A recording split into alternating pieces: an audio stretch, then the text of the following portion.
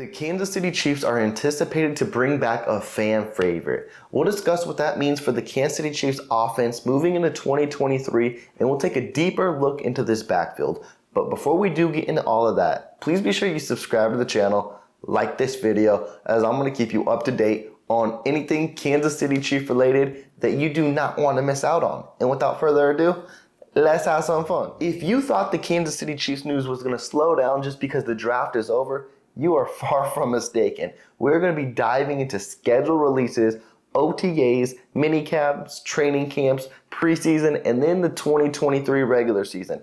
It's like the NFL season never ends and Brett Veach never sleeps, because we got reports today that one thing we were curious coming out of the draft was the Kansas City Chiefs addressed all of the area needs except one. And it may not have been the biggest area need, but running back, the depth is lacking.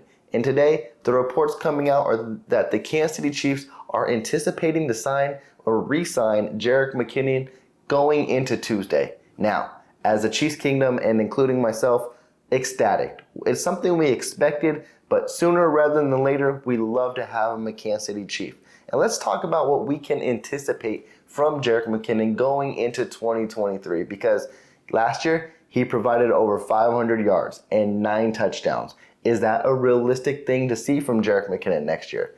Maybe the 500 receiving yards, that can be, because as he's shown throughout the year last year, and once he got more comfortable as the year progressed, he was Mahomes' security blanket. And we always put that on Travis Kelce, but it seemed like when things broke down last year, he knew the underneath guy, the guy who can be right there for him, would be Jerick McKinnon. Not to say Travis Kelce isn't, because he most definitely is.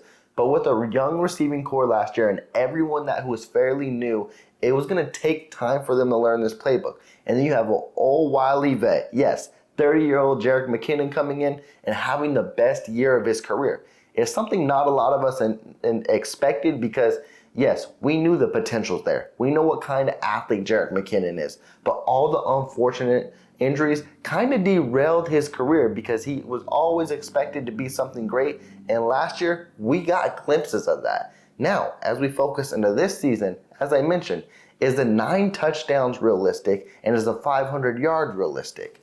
The 500 yards, as I was touching earlier, I believe can be realistic. It's just in what kind of facet the Kansas City Chiefs are going to use him in. Is he going to be the literal 1-2 punch with Isaiah Pacheco? Because if that is the case and they are rotating in and out, I can most definitely see it. But also, you don't want to give Jerick McKinnon too much work, because you got to realize he is older, and as well, injuries, they have been a thing of the past, and it's something that you got to put on the eyes for a player like this. So you want to give him not limited, but kind of like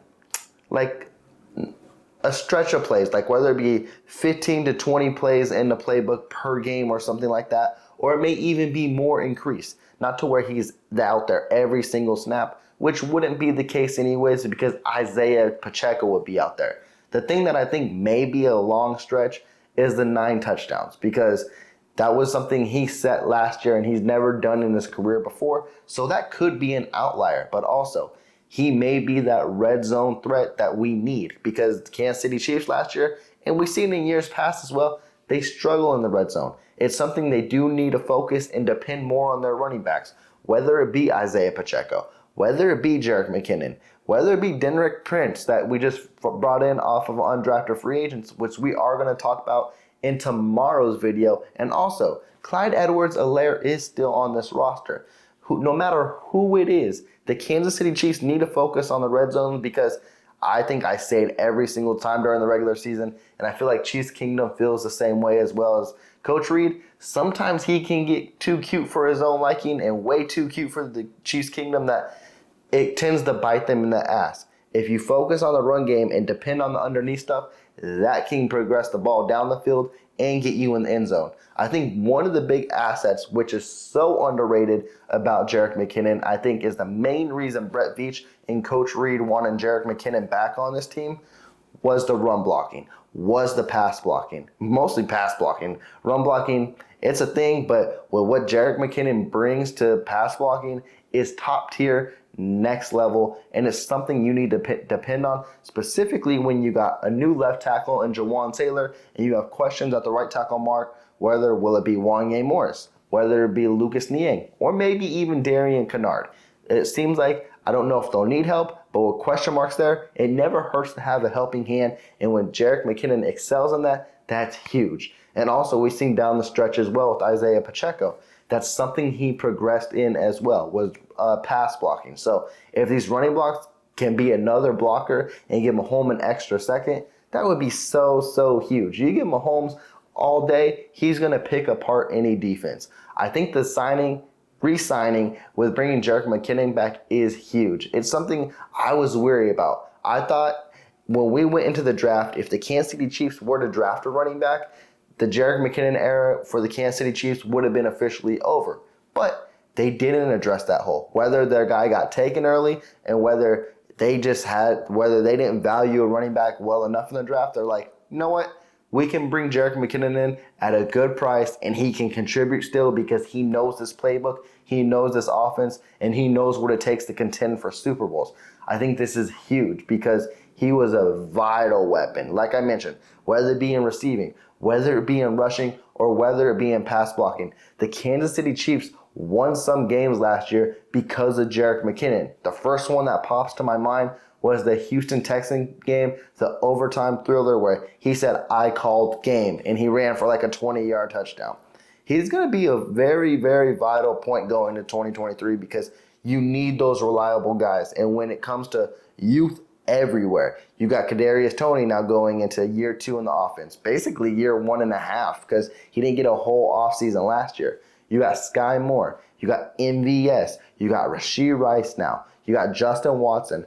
All these guys are just breaking year 2. When you got guys like Travis Kelce and Jerick McKinnon, you always can depend on your old reliables, and that's going to be the thing. It's that veteran presence to push you to get another Lombardi. As we were speaking on fan favorites, we're going to take a complete 360 because the next running back we're going to discuss hasn't really been a Chiefs Kingdom liking throughout his career, and it is Clyde Edwards-Helaire. As I mentioned that the Kansas City Chiefs plan on re-signing Jerick McKinnon tomorrow, we also have the 5th-year option deadline tomorrow, and we all anticipate that the Kansas City Chiefs will decline that.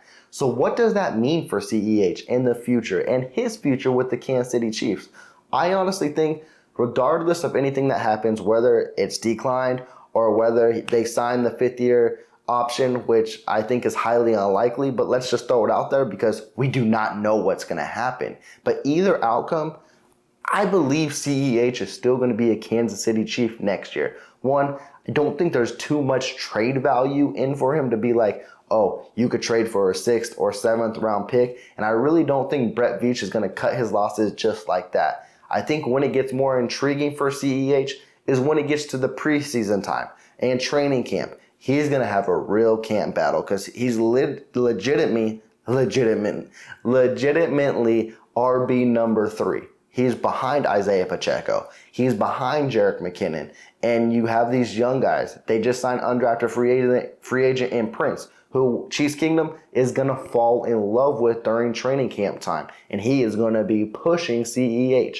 Also, though, why I say CEH could be on this team, let's not disregard CEH like he's just utter waste, because that is far from the case. Now, yes, he doesn't fit your stature of a running back that Chiefs Kingdom will like. He's not no Priest Holmes. He's not no Jamal Charles. He is not even no Isaiah Pacheco. But at the end of the day, even last year, before he got injured, he had 6 touchdowns. He started the year off very strong, and you could tell it was a prove-it year for him. The only thing is injuries. It's kind of what we discussed with Jerick McKinnon as well. I would have loved, and I would still love to see CEH play one fully healthy year and see what happens and see what he can provide for this team.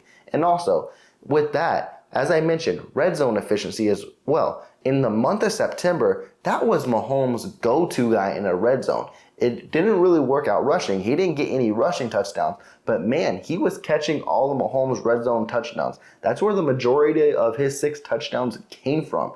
He was Mahomes' reliable weapon. There was a reason why Mahomes liked this kid. There was a reason why Brett Veach liked this kid coming out of the draft. One, he was a solid pass blocker. He showed he can be a weapon in LSU. I don't want to completely write him off, but I would love to give him one more shot. And I feel like also this may be the perfect opportunity, because when CEH came in as a rookie, it was, can he fill Kareem Hunt's shoe? Because that's what it was. It was, damn, the Kansas City Chiefs offense is good, but it's not the same without Kareem Hunt. Can CEH be that guy where he can be that receiving back and basically be that change of pace? And we all knew at the end of the day, CEH doesn't have that speed, and we just depended on maybe he can be a good receiver out of the backfield. Whether that be because of CEH or maybe play scheming and coaching to not get him open, it just hasn't all meshed. But the reason why I would love CEH going into 2023 and I would keep him on the roster for the fact he is an RB number 3. He's not going to get your 15 to 20 carries or 20 touches. He's going to literally be limited to 5, maybe to 8 plays at tops on offense. And what does that mean? That means he's going to be hungry. He's going to be fighting, and he's going to be making the most out of his opportunities. And we've seen CEH. When he does that, he's looked very, very good. We've seen it in his rookie year. I remember when in the playoffs too against the Bills, when he was injured for the majority of the year and he came back, and him and McKinnon were going back and forth like he knew someone was coming for his job. When CEH is determined, he can be a decent back in this league. But he's definitely not a top running back on this team. But if he can be a good rotational set, that would be solid too. Also, injuries are a key factor. If one of the Kansas City Chiefs top running backs go down, at least you got someone on the roster to where, hey, he knows the playbook, you can plug and fill him, and hopefully it's just like for a week and two, and then your guy comes back. This is why the Kansas City Chiefs run so deep at the running back position, is because, not even in the running back position, at every position, because they're the best at having that next man up mentality. So I'm not writing CEH off just yet. I understand he's not Chiefs Kingdom fan favorite, and he's definitely not at the top of my list either, but can he produce in this offense? Definitely when his number is called, I definitely believe it. But also, he's going to have to work for it. He's going to have to fight for it in training camp and in preseason. That's why this is going to be one of the most interesting and enticing preseasons we're going to see as a fan of the Kansas City Chiefs, because there's youth, and these young guys want a spot. And like Isaiah Pacheco said last year, a grown man is going to lose his job. But with that, Chiefs Kingdom, I'm going to close this video out. You let me know how you feel about the signing of Jerick McKinnon. I already know you guys are ecstatic about it. It is great to see him back. But with that, I'm closing this out. Please be sure to subscribe to the channel. If you did like this video, please leave that big thumbs up. Y'all take care. Peace.